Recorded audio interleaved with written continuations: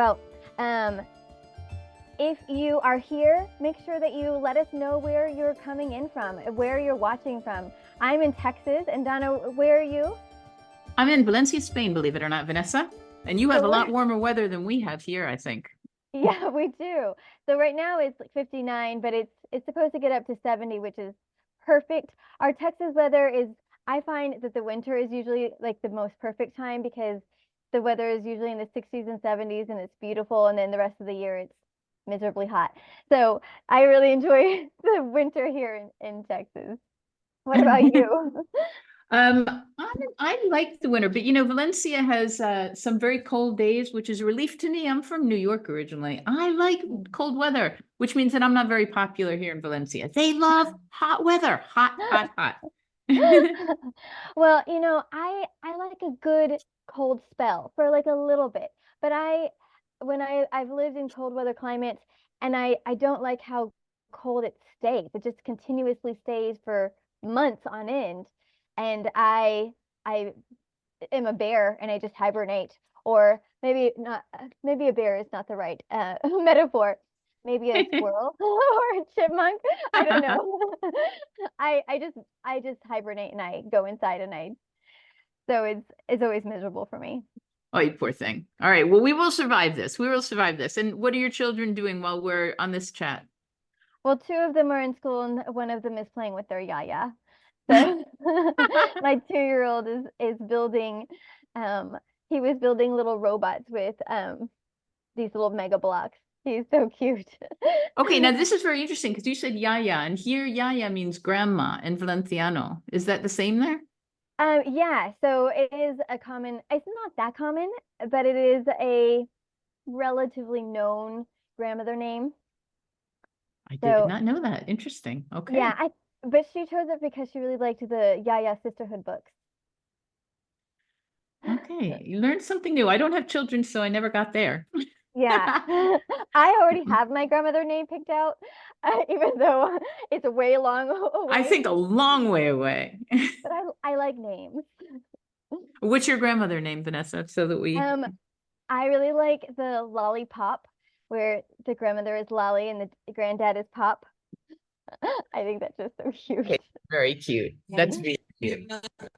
Oh my goodness. Okay, so I have somehow I pressed a button and now I'm pressing a mantra from India, which is a beautiful mantra and everyone ought to be doing it, but we'll wait for that for later. So Vanessa, we have a very exciting story here, and we kind of promised each other we'd do a fairy tale from another culture, and we actually came through on that promise, didn't we?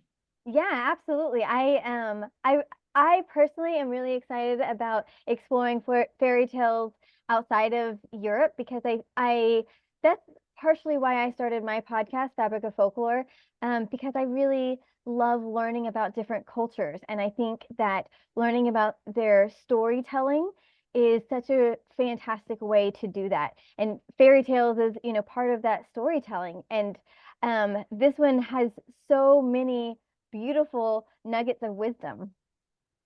It really does, and we're going to get into that. So is there something you want to add before we begin? I thought I'd do a really quick summary of the story, just in case our loyal followers have not got a chance to read the whole fairy tale. Well, let's introduce ourselves. I'm Vanessa Y. Rogers, and I host a podcast called Fabric of Folklore, where we basically do a very similar thing to what we're doing here on Fairy Tale Flip. We look at the hidden messages, we look at the background and the context of the stories, or in my case on my show, we look at the different practices or holiday traditions. So in Fairy Tale Flip, every month we will be doing a deep dive into one fairy tale in which the audience has an option to participate in choosing. So this month we had 3 options. We had Donkey Skin, we had The Water of Life, and we had The Flowering Tree. And the first 2 were European tales. I believe they were both Grimm brother tales. And then The Flowering Tree, which was ultimately chosen, is from India. And my co-host is Donna Lee Fields of Scaffolding Magic and also Doorways to Learning. She has her own podcast and her own website where maybe you can tell a little about what you do a little bit. Well, just really quickly, I started with fairy tales, which is why my website is called Scaffolding Magic, because I love magic. But after I finished my doctorate on fairy tales, I got into education and just really went into a deep dive in education. And the funny part is, I thought that's what I'd be doing on my podcast. No, it's about education. Yet, Vanessa and I met on her podcast, and we have just decided to go big and find all the hidden messages in fairy tales. I just love what we're doing, Vanessa. Yeah, I do too. I'm super Mhm. excited about this. And I'm excited about this live format because one of the things I wanted to start doing with my Fabric of Folklore was somehow have some sort of book club. But I really like this format with fairy tales because fairy tales are so much shorter. They're so much easier to consume. And so you can watch all of the episodes, all of the fairy tales, Donkey Skin, The Water of Life, and The Flowering Tree have all been recorded. You can find them on both of our websites, Doorway to Learning and also Fabric of Folklore YouTube channels. And you can watch them all, and they're all about 15 minutes. So, and you can put it on times two and get it done in about 10 minutes. So go ahead, why don't you go ahead and tell us a little bit about the story, the summary of The Flowering Tree? Okay, that's wonderful. I'm going to give a very brief summary of it. And while I'm talking, two things. First of all, if you're in live on the YouTube channel, on the right-hand side, there it says chat. Please add your questions there. And in the meantime, while I'm giving you this very brief summary, think about what vulnerability might have to do with the story, what flowers might have to do, whether the girl is going through the story voluntarily or whether she's been obligated. Just think about these things, okay? But again, it's a summary. All right, so quickly. The story is about a king who has two daughters and a son, and the eldest daughter is already married. She lives in her own kingdom. In this kingdom, there's also a woman in the same town who has two daughters, and the woman is very poor. Neither of the girls are married. So one day, the youngest daughter tells her sister that she can turn herself into a tree, and they can sell the flowers from her tree. So she explains how to do it. Her eldest sister pours water over her. She turns into a tree. Her elder sister plucks the flowers from the tree very carefully. It's a very important part of this story. And then pours water over the tree. The tree turns back into the younger sister. So the eldest daughter sells flowers to the queen. The prince finds out about these flowers. He wants to know how this poor girl has such beautiful flowers. So he follows her home, finds out their secret, and he demands to have her in marriage. Then he also demands to have her turn into a tree every night so that they have the flowers to lie on every night as they sleep. His younger sister also discovers the secret. She wants some fresh flowers. She forces her sister-in-law to turn into a tree so she and her friends can have them to wear, but they treat the tree very badly, breaking branches and damaging the roots. They do turn the girl back into a human, but by that time she has no arms and legs. She ends up, after a long journey, in the palace of the prince's elder sister. The prince finds her there, turns her back into a tree, mends the branches and the roots, and they both go home. And the last part of the story is that the king, the prince's father, throws his younger daughter into a burning lime pit to punish her for her deed. So what do you think, Vanessa? You think that's the main points of the story? Yes, yeah. That last part, that is just so harsh. I'm curious what people's reaction are to that element of the story that's the youngest daughter's punishment. It just seems, and I realize that it's an entirely different culture, but I'm curious what Indians' reactions are to that as well. Yeah, and I actually put out some messages to some people I know in India and haven't gotten the response yet, but I will look at it. And I read this incredible analysis of the flowering tree by a famous Indian scholar. And he didn't say anything, interestingly enough, he didn't say anything about the ending. Although you and I both noted in the Grimm's tales, the 200 years back, horrible things happened in those versions. We have really cleaned them up in Right. more modern versions. But has anyone ever been thrown into a boiling vat of anything? I think so. You know what, Vanessa, this is a great question because I think for instance, in Rumpelstiltskin or in one of the fairy tales, they are thrown into a vat because, there are punishments that are really cruel. And again, we Oh, are just used to the modern versions where we don't want to tell children that. So yeah. this is a really interesting point, and I didn't know we were going to go here. What do you think about, you have 3 children, and one of your missions was for me to pick a fairy tale that you could read to your children. And I don't know if I've done that yet. So what do you think about that? I struggle with it because, there's an extent of, there's part of me that really wants to keep them hidden from the atrocities of our world.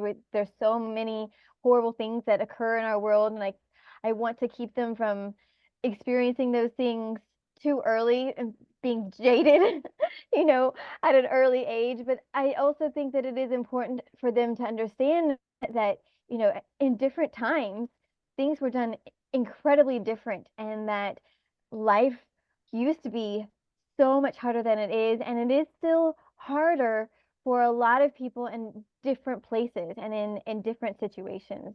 So, I'm torn between telling my children stories like this one. Um, I think I probably would be okay with telling them this one. And I would, have to do a lot of explaining for the end.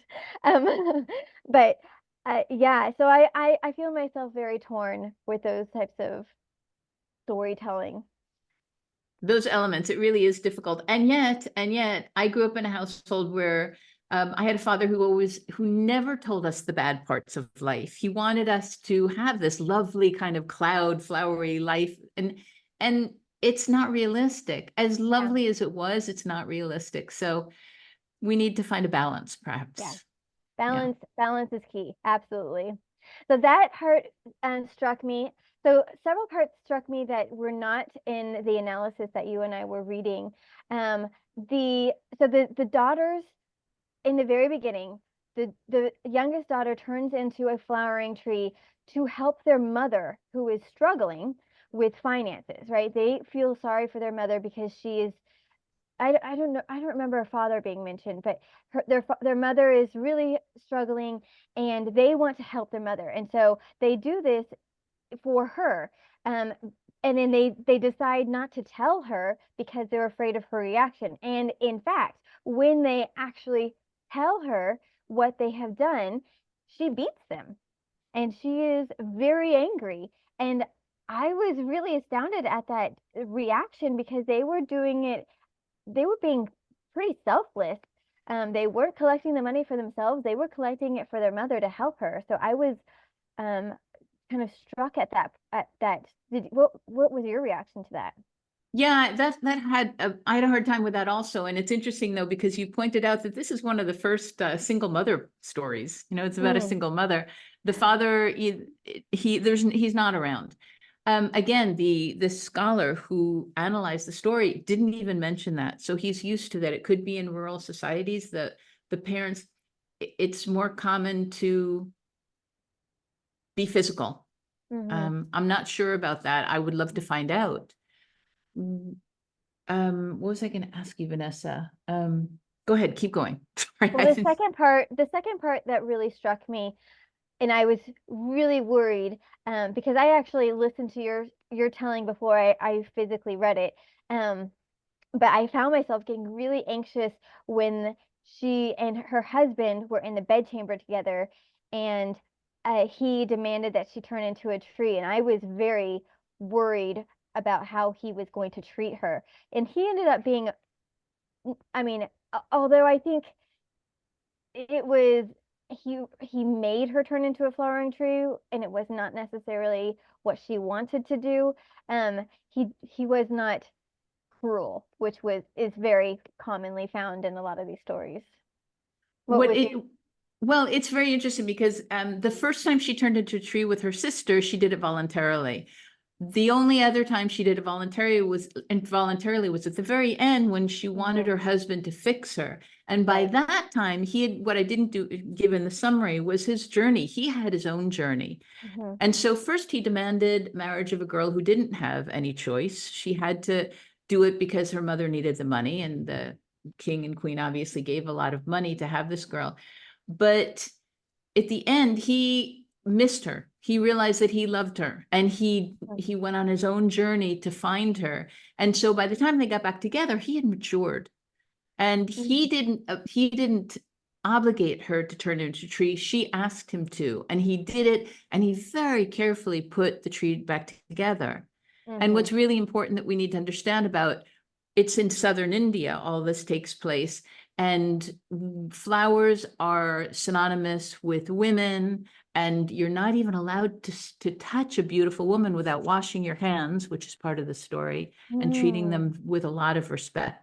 I'm not sure I'm crazy about the fact that it has to be a beautiful woman, but that's what part of it is. Yeah, absolutely. Um, and when she is discarded on the side of the road, they refer to her as a thing. She's no longer human, she's no longer a tree, she's kind of betwixt both worlds. And no one recognizes her for who she is until her husband, right? Her husband recognizes who she is, or she only speaks for her husband. That's right. And speech is very important, because in Indian tales, when they say you speak all night, it means it's a metaphor for sex. And so you're having sex, it's intimate. And if you notice that when she's a thing, she doesn't speak, and she only speaks with her husband at the end.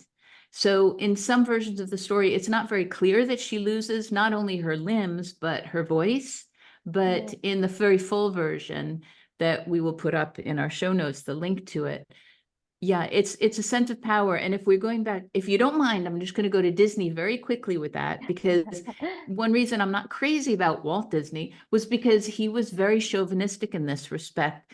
The men in the movies had all the dialogue, and women had very, very, very little dialogue. And it was all about power. Who has the power? Men. Yeah. Right. So can you tell us, oh, well, let me ask this one question. So one of the things that I noticed in his analysis, what was the folklorist name that did the analysis of this story? Let me find it really quickly, and I'm going to pronounce his name. If anyone is Indian, please forgive me for this pronunciation. It's A.K. Ramanujan. And I actually looked him up because after I read this, I was kind of astounded, and I was like, oh, maybe I can bring him on the show, but he passed away in '93. So Yeah. But one of the things that he pointed out was that there's different types of fairy tales. There's genres of fairy tales in India, whereas I don't feel like, do we have the genres that he was referring to in European tales?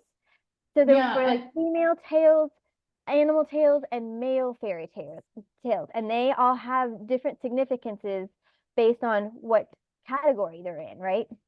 Yes, yes. And this book I have because I mean, I did my doctorate on this, so I have a lot of books like this, types of international fairy tales, and they're all classified. There are two volumes of this.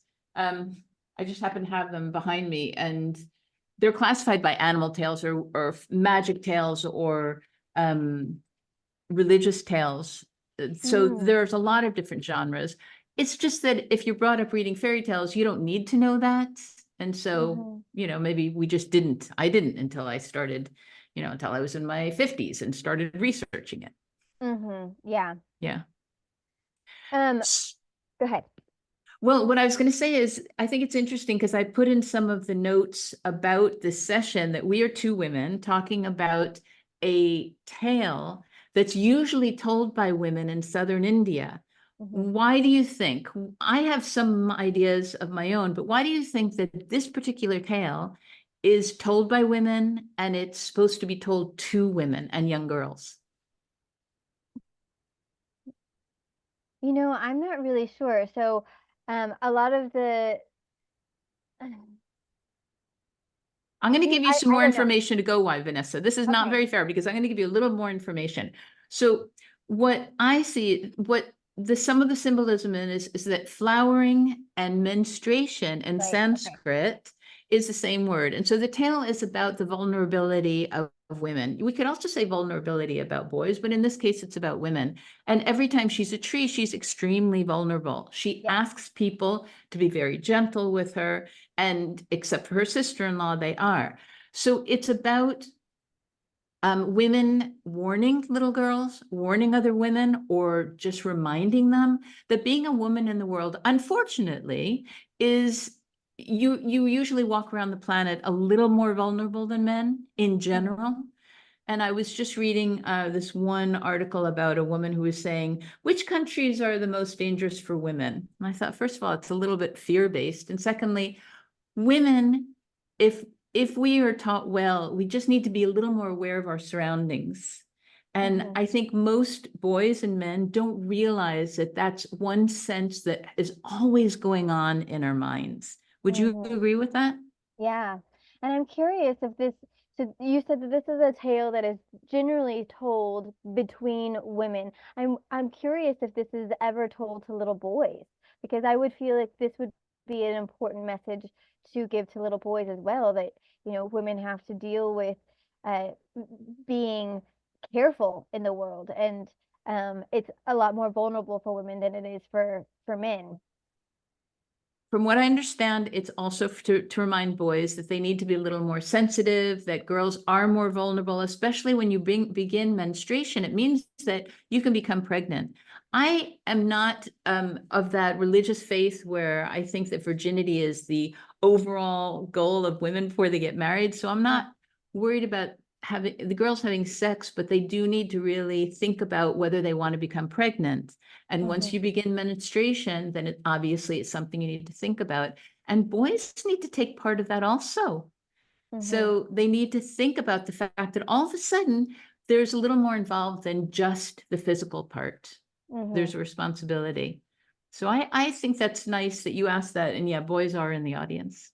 And I also found it interesting that in general, at least with our princess fairy tales, the goal of the story is to marry the prince, right? And that happens at the end. That's the happily ever after. But in female fairy tales in India, they either start out married or they marry early on, and then troubles happen afterwards. I found that incredibly interesting. What did you think about that? I forgot that part. I love that you remembered that. And I had forgotten that because that is a big difference here. They get married early and then the troubles start. And it's about, becoming mature and you're two people together now solving a problem instead of just the girl on her own. And, there's a godmother maybe, or, But or not. I believe in the when I was reading the descriptions, the male fairy tales that there is a goal of marrying someone at the end. So that pattern remains for the male fairy tales, which I thought was interesting. No, that is really interesting. So one of the things that they say about this is also about agency, that these are all girls. We have two sisters and a mother, and then we have two sisters, and the queen is not active at all in that family. And the queen buys the flowers. That's interesting, Vanessa. The queen buys the flowers in the beginning, and she's the one that kind of brings the girl into the family. Now, what can we say about that? Mm. We're going to think about that. I'm Maybe not sure if we maybe can. because flowering shows that someone is menstruating and possibly capable of childbearing. Interesting. And So, perhaps it's, she's already grown up, she has children already. And maybe what she's doing is becoming the mentor for this girl. In theory, it doesn't come through, but maybe that's an insinuation. I'm going to go we with have a that and think about we it. have a comment. I noticed that the girl's family disappears from the story. Does that have any significance? That the girl's family disappears from the story. Wonderful. So the elder sister and the mother, I think it has to do with the agency where we're trying to find out from the girl. I love that question because that's pretty deep. The girl has to find her own way. She needs to figure out without a way to physically move either back to her new home as a bride or to help, there's no one who can help her, neither her sister and mother nor her new family. Nobody can help her. She has to do it herself. And what she does is she ends up in the elder sister's home, who is very kind to her. And I think that that's really important, because a lot of time in fairy tales, we see the women being very Catty. catty, cruel. Yeah. Cruel. And this is a really nice model of a female who is wealthy and in a position of power, helping another woman. So I think that's, again, we have women talking to women and girls about women helping other women. So it's pretty strong. It's a pretty powerful message. From what year is this story tale from? We never get how far back it goes. He never Okay. talks about that. So we don't know, but at least the 1800s. So if not- my thought process is that, especially even in European society, when a female marries, she is no longer a part of her maternal family, right? She is officially because everything is male lined, and in most cultures, not all cultures, but most cultures. And so maybe because she's now married, she is no longer a part of her past family. It could be it could be that. And also that her family is poor and maybe they just don't want to have anything to do with her. But if we're looking for the hidden messages, we're looking for symbolism. And I think that's absolutely practical. And also that the girl needs to find her way, and she doesn't have her own money. She only has her being, her very being, which is what eventually saves her. I want to remind everyone that if you're watching right now, make sure that you hit that subscribe button and you like our video so that you get notifications when new fairy tale flips show. We are doing this every month, so you will be getting notifications on a monthly basis. So I just wanted to put that out there just in case if you're enjoying this. Yeah, thank you. And we're both going to put out polls because we really want you to have a part in choosing the fairy tale. We're big on co-creation here. Yes. I did have a question about ecology. That was a big symbolic symbolism. From what I understand, again, I'm not Indian. I never studied in India. And so there's probably a lot of hidden meanings that I'm not aware of, but I love digging in deep. And what I found out of the ecological element is that it says very clearly when she talks to her sister, don't pluck the flowers with your nails. And don't touch the branches with your nails. And children in India apparently are taught to use their knuckles when they touch plants, because plants are they're really sacred in India. And again, there's a correlation between plants and women. We need to be very careful of women. We need to be very careful of plants. However, there's statistics on abuse to women in India that is kind of horrifying. So as much as the fairy tales want to teach that we need to be compassionate, we need to be careful with women, it doesn't happen. There's a lot of rape, there's a lot of abuse. Unfortunately, there is around the world, but especially in India, because it's not part of the culture to talk about these things. And Yeah, I think that there are recently laws that have been put in place to help protect women, but I don't know that they're enforced. Yeah, it's the culture goes very deep in all countries. It goes very deep. But if we want to go back to the ecological part, there's also these, I don't know if everyone honors it, but once a tree has fruit, and we want to remember that fruit correlates with a woman's ability to have babies. Once a tree has fruit, you're not allowed to cut it down, which I find also really fascinating. What about when it stops? What about when it stops producing? Oh, great question. That's something we have to find out about. Could you think, all right, just like an old woman, we can cut her down? Yeah. It sounds horrible. But I think, I don't know, because I'm not familiar with Indian culture, but I feel like there might be more respect for elders in that culture, but I'm not I'm not immersed in it. Do you have any idea about that? I think that it's like a lot of countries where there is a superficial respect, Mm, or maybe it goes a little deeper, and yet it's still a male dominated culture, mhm, legally in the household.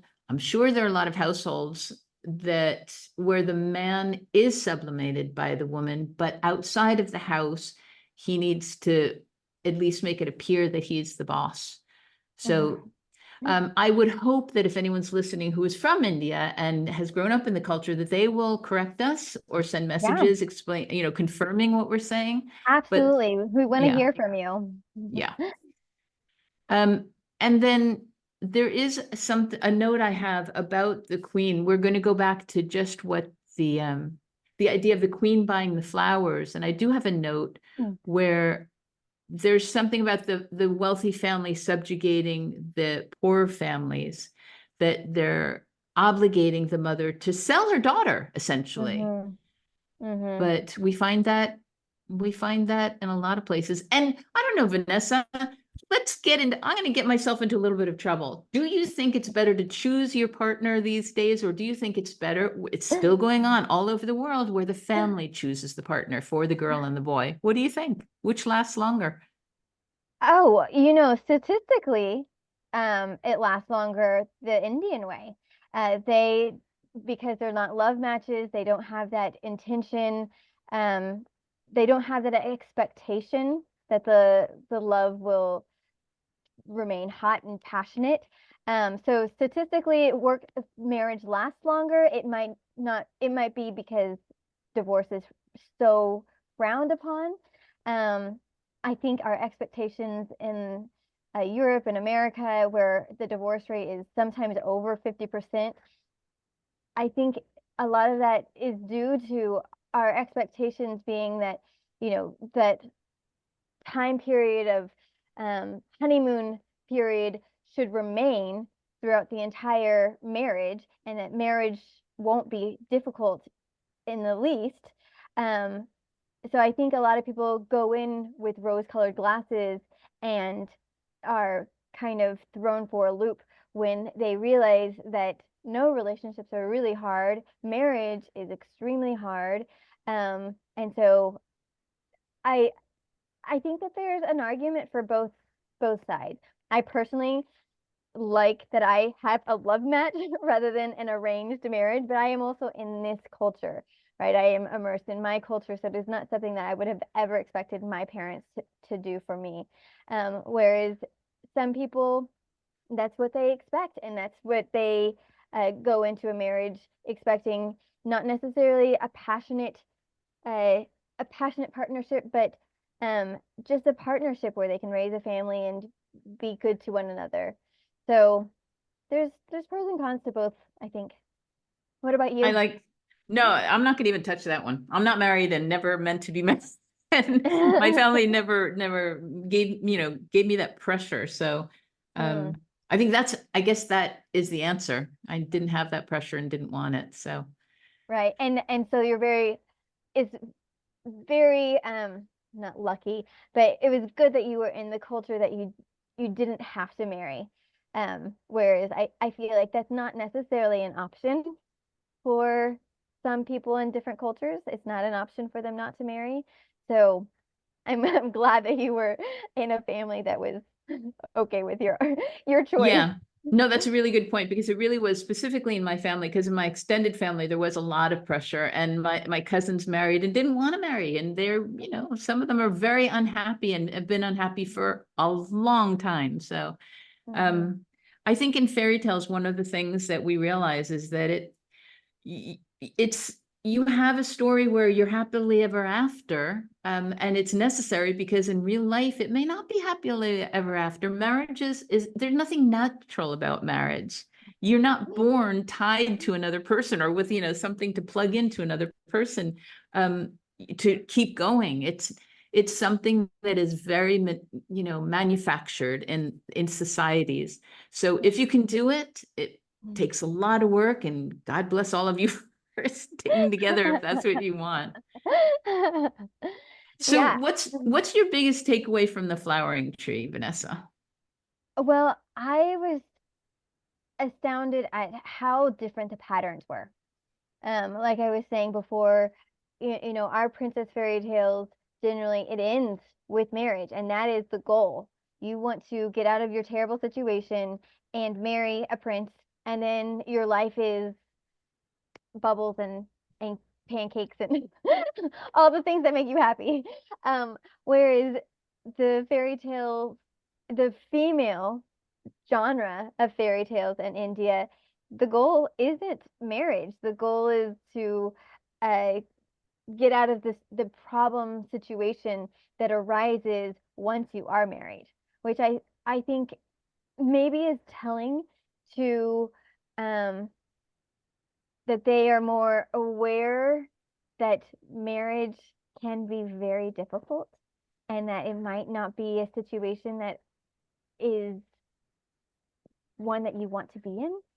um, but you have to because that is the culture. So I don't know. I think it's speaking to something else um, in their culture, whereas our culture, you grow up kind of like dreaming about when you're going to get married, looking at wedding dresses and talking about who you're going to marry. I remember like doing the mash. I don't know if you did, not mash. Mash was on the paper, but like there was all these different games that you could play that would talk about who you would marry um growing up. And so that's kind of immersed in our culture, is that is kind of the end goal. Whereas it doesn't seem that that's the case in this culture or this story. Yeah, and let's end on that note because I think that's really important. I think the flowering tree, you pointed out really well that it's not necessarily the goal to get married. You're going to get married, and so you need to learn how to do it well. You need to Mm. find out how to become, wait till your husband to mature. Find out how to get your voice, agency. And I think that we both sort of found a way to take a step back from the story and see that it's about empowerment, even though it looks like it's the opposite of that, because the girl is a thing for a lot of the story, but she Mhm. finds her voice. Her husband is an advocate for her in the end, and they find a way to have a successful marriage, and it seems to be a partnership at the end. Mhm. As empowered as she can be in that culture, Well said. in that Well situation. said. So I think that we did pretty well, Vanessa. I think we did pretty well. And Yeah. what should we do? What are we offering for the next time? I think you wanted to do, there's one called the juniper tree you really like. Yes. So I had a listener on Reddit who requested that we do a deep dive on the juniper tree. So that's going to be one of the options for the month of, are we calling this? So I had said this was February's, but this is actually the very end of January. So Of January. is this February's, or what would you call this No, one? let's see. This is the end of January, and the next one we'll do the end of February. How's that? Okay. Yeah. Um, so the juniper tree, my husband requested Rumpelstiltskin, but if y'all have suggestions, we want to hear from you. So comment down below if you're watching on YouTube. If you're listening, I'm going to also put this on my podcasting Fabric of Folklore podcast.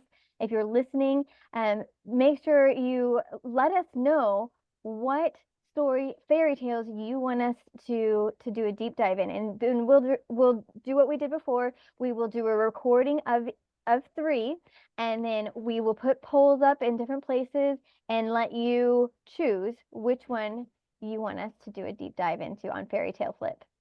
That sounds wonderful.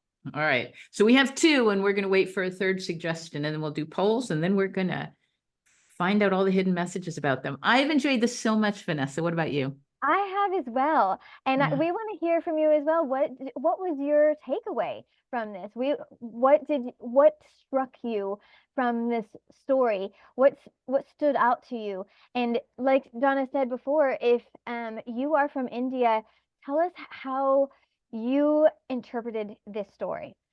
Because that would be very fascinating for this conversation. And if someone from India comments and lets us know what their interpretations are, we'll make sure we mention it in next month's fairy tale flip. And make sure Absolutely. we also want to remind everybody to subscribe, like, and comment and share. Those are so helpful for indie podcasts like ourselves. Those reviews and those comments really help the algorithm to help other people who are interested in fairy tales find our show. And we love this show. We love fairy tales. We love fairy tales, and hopefully you do too. Everybody, thank you so much for watching. Vanessa, thank you so much for this. It's been so much fun. Yes, I agree. All right, see you next month. See you next month.